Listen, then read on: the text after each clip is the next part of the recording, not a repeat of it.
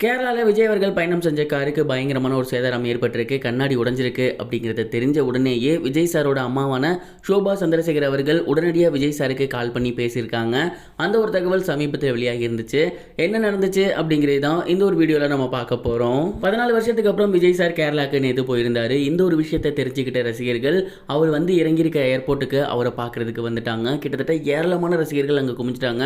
ஒரு குட்டி மாநாடு மாதிரி அந்த இடமே ஸ்தம்பிச்சு போயிருச்சு. போக்குவரத்து நெரிசல் ஏற்பட்டுருச்சு.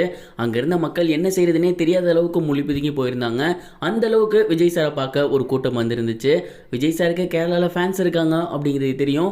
ஆனால் வெறித்தனமான ஃபேன்ஸ் இருப்பாங்க அப்படின்னு யாருமே எதிர்பார்க்கல.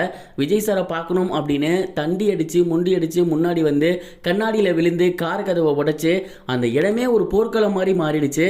அந்த இடத்துலேருந்து விஜய் சார் எப்படியாவது தப்பிச்சு போயிட்டா போதும் அப்படிங்கிற அளவுக்கு இருந்துச்சு.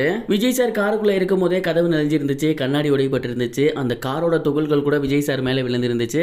இதை பார்க்கும்போது நமக்கே ஒரு மிகப்பெரிய ஒரு பதட்டம் உண்டாகி இருந்துச்சு. அப்படிங்கிறப்ப விஜய் சாரோட அம்மாவுக்கு எப்படி இருந்திருக்கும்? உடனடியாக அவங்க என்ன பண்ணிட்டாங்க, விஜய் சாருக்கு கால் பண்ணி பேசியிருக்காங்க. அண்ட் நம்ம எல்லாருக்கும் ரொம்பவே நல்லா தெரியும், விஜய் சாரை அவங்களோட அம்மா ஷோபா அவர்கள் ஜோ அப்படின்னு சொல்லி தான் கூப்பிடுவாங்க.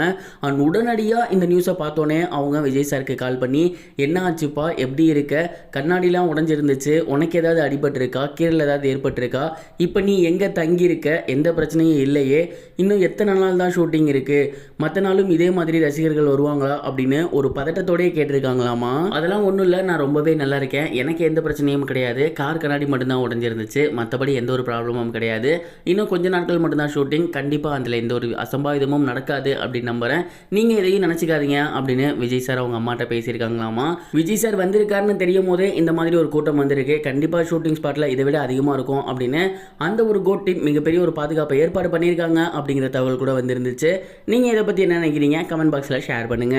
இது ஒரு புறம் இருக்க, ஆக்டர் சமுத்திரக்கனி அவர்கள் சமீபத்தில் அவரோட படத்தோட ப்ரொமோஷன் அப்ப ஆக்டர் விஜய் அவர்களோட அரசியல் பிரவேசம் குறித்து தன்னோட கருத்துக்களை ஷேர் பண்ணியிருந்தாரு. அந்த ஒரு வீடியோ சோசியல் மீடியால பயங்கர வைரலாக போகுது. அதுல சமுத்திரக்கனி அவர்கள் என்ன சொல்லியிருந்தாரு அப்படின்னா, விஜய் அவர்கள் தாம் படம் ஓடாமல் தனக்கு மார்க்கெட் இல்லாமல் எந்த ஒரு பின்புலமும் இல்லாமல் அரசியலுக்கு வரலை. அவரோட படம் இன்னைக்கு பீக்கில் இருக்குது. அவர் இன்னைக்கு தமிழ் சினிமாவோட நம்பர் 1 இருக்காரு. கிட்டத்தட்ட 200 கோடி சம்பளம் வாங்குறாரு. இதையெல்லாம் விட்டுட்டு ஒருத்தர் வரேன் அப்படின்னு சொல்கிறாருன்னா அதுக்கு ஒரு தனி கட்ஸ் வேணும். பணம் சம்பாதிக்கிறதுக்கு அவருக்கு அரசியல் வரணும்னு அவசியம் கிடையாது. இன்னும் 4 படம் பண்ணால் போதும். அவரோட பேரம்பேத்திக உட்காந்து சாப்பிட்ற அளவுக்கு அவர்கிட்ட சொத்து இருக்குது. மக்களுக்கு நல்லது பண்ணணும்னு தான் வராரு. அதே நேரம் முதல் தலைமுறை ஓட்டு போடுற எல்லாருமே இவருக்கு தான் போடுவேன் அப்படின்னு சொல்கிறாங்க. நல்லது நடந்தால் ரொம்பவே நல்லது அப்படிங்கிற மாதிரி பேசியிருந்தாரு.